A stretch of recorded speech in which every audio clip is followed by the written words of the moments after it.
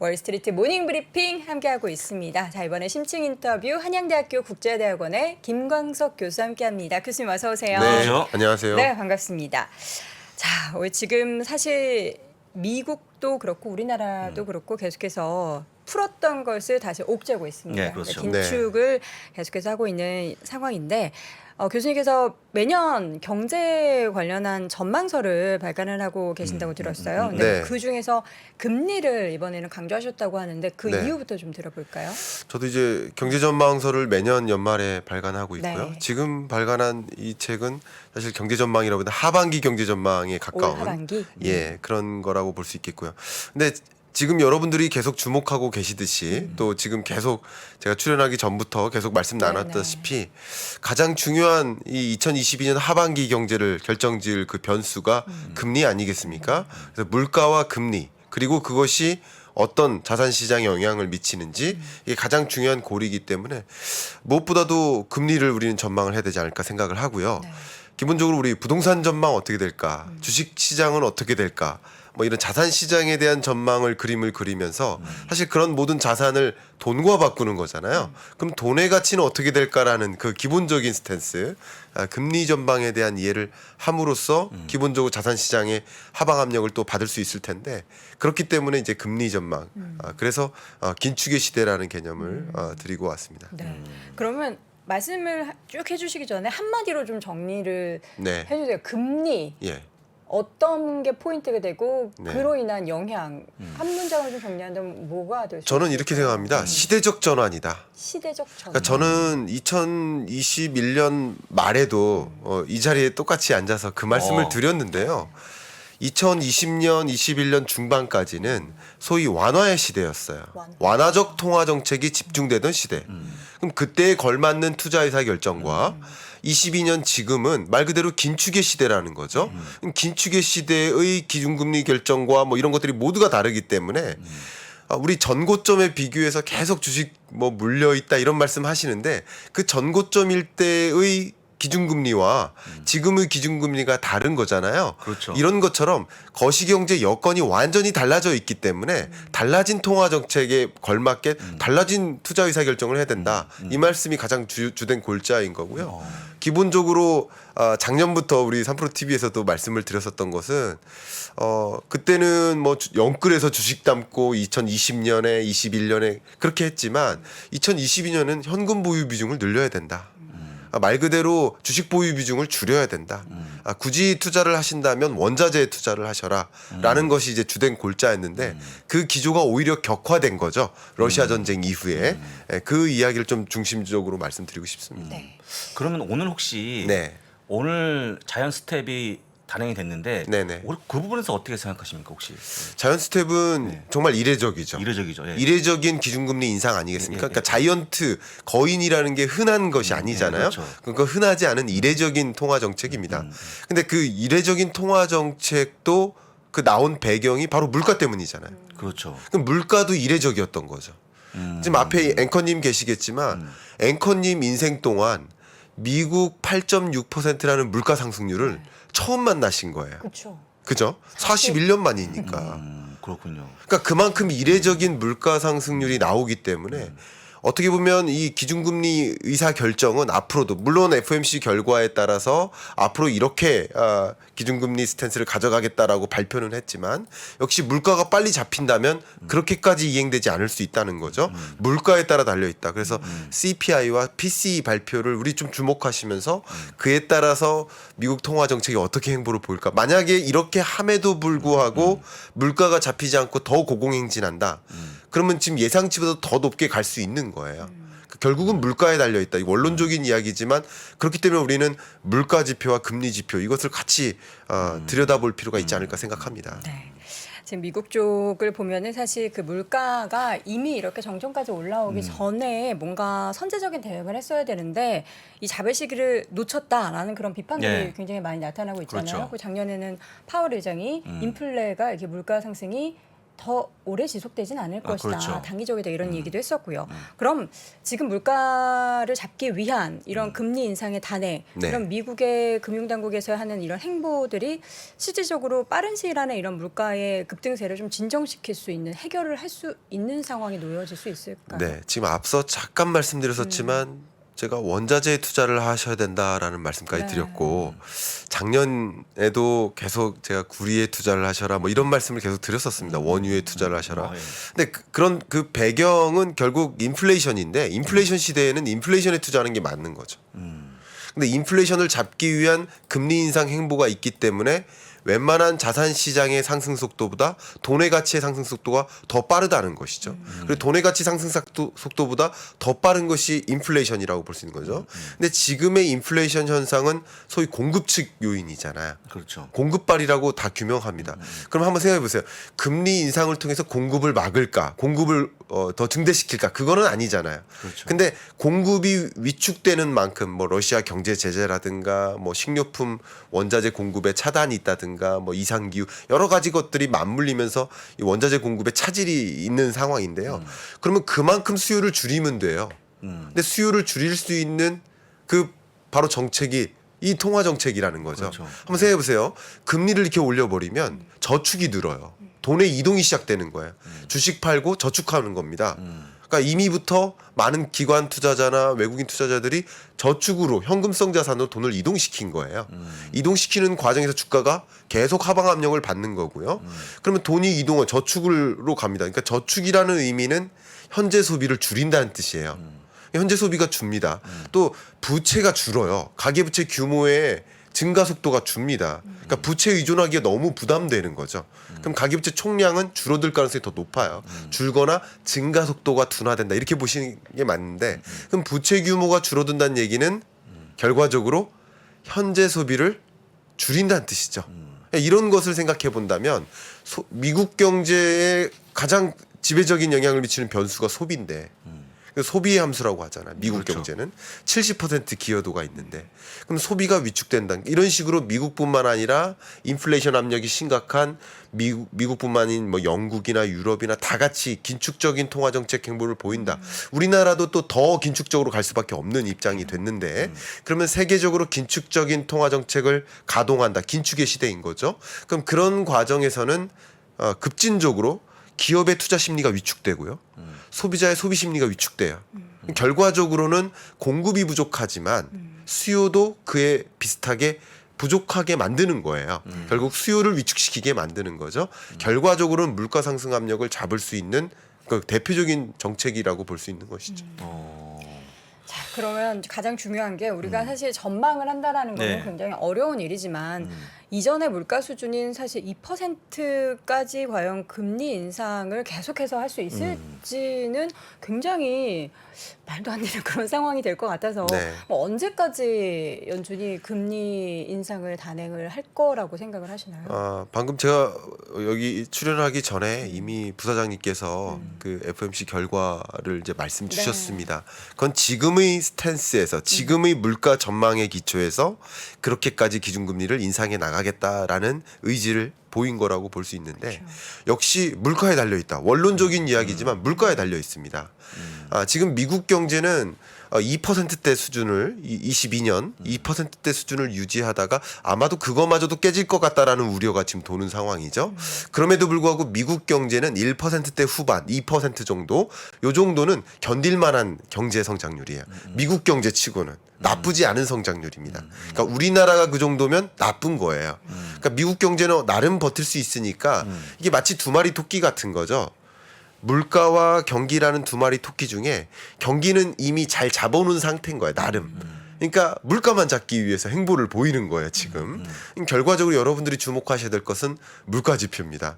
뭐 물론 우리가 태어나서 이토록 미국 물가에 관심을 보인 적이 있었나 이런 생각이 가질 수 있겠지만 결국 미국 물가 상승률에 따라서 기준금리 스탠스가 더 긴박하게 갈 것이냐 아니냐가 결정될 것이고 그것에 따라서 투자 심리가 이동하니까 돈의 이동이 가파르게 변화할 수 있겠죠. 그렇기 때문에 저는 물가 지표 발표에 좀 더 민감하게 대응하실 필요가 있겠다 생각합니다.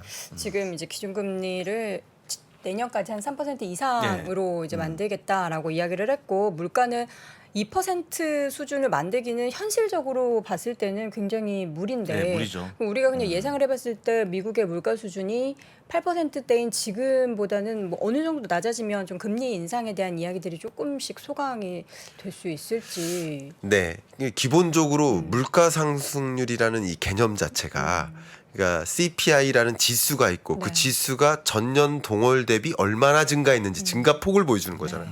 그러니까 어쩌면 2022년에 이렇게 높은 8%대 물가 상승률을 기록했다면 어쩌면 제가 이렇게 말씀드리 좀 문제가 있겠지만 가만히 있어도 물가 상승률은 23년에 잡히는 거예요. 왜냐하면 산수적으로 상대적으로? 그래요. 산수적으로 그럴 수밖에 없어요. 근데 어쨌든 통화 정책까지 이렇게 가동하고 네.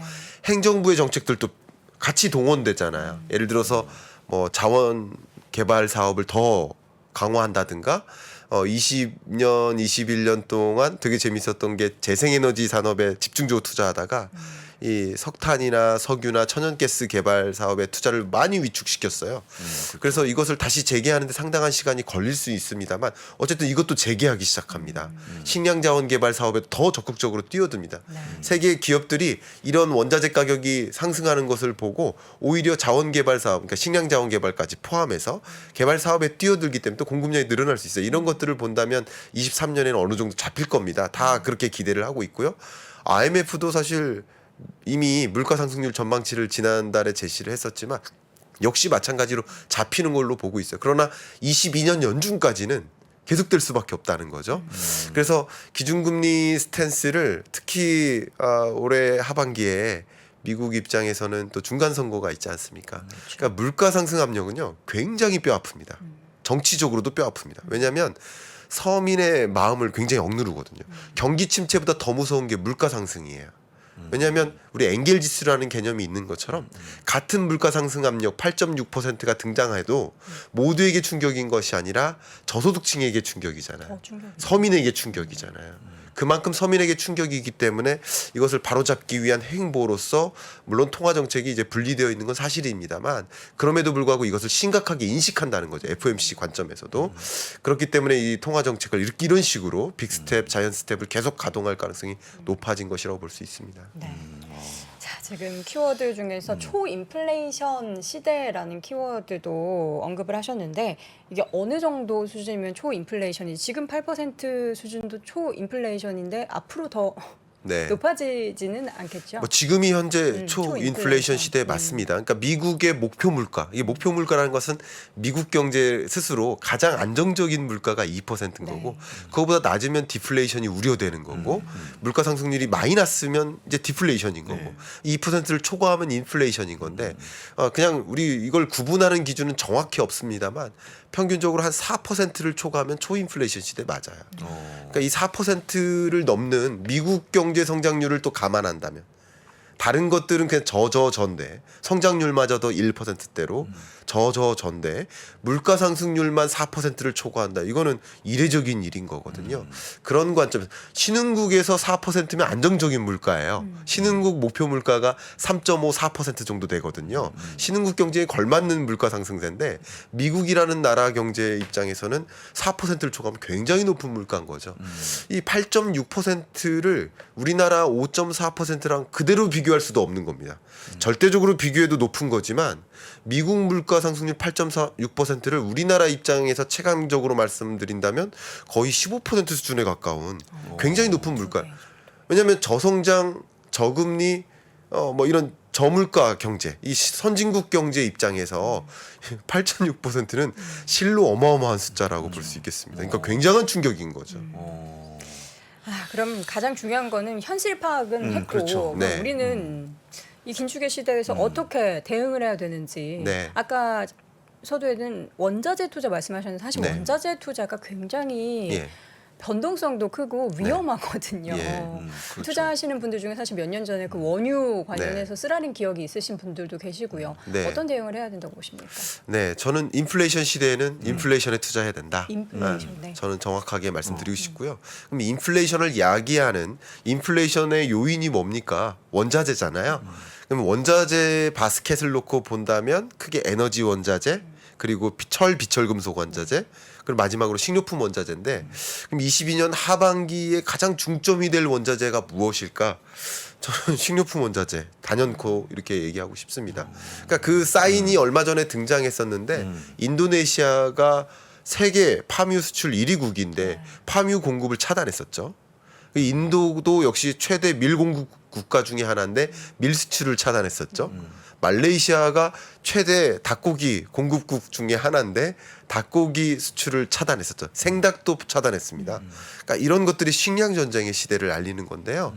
근데 지금까지 식료품 원자재 주로 곡물 가격인데 옥수수, 대두, 뭐 콩이 대두죠. 밀 이런 식료품 곡물 가격이 지속적으로 상승해 왔는데 이 상승해 왔던 지금까지 상승해 왔던 요인들을 보면 가장 대표적인 게 이상 기후. 또 국제유가 상승. 국제유가 상승하면 비료나 농약 가격을 또 증대시키거든요. 그러니까 결국 곡물 가격을 상승시키는 요인이에요. 또 이 밖에도 뭐 예를 들어 바이오 에너지에 대한 수요가 급진적으로 늘어나고 있습니다. 이게 이상 기후 대응하려는 노력이에요. 그러니까 그리고 러시아 우크라이나 전쟁 이런 것들이 주된 요인인데 이런 요인들이 22년 하반기까지 계속 간다는 거죠. 계속 가기 때문에 지금부터는 여러분이 23년까지 투자 의사 결정을 한다.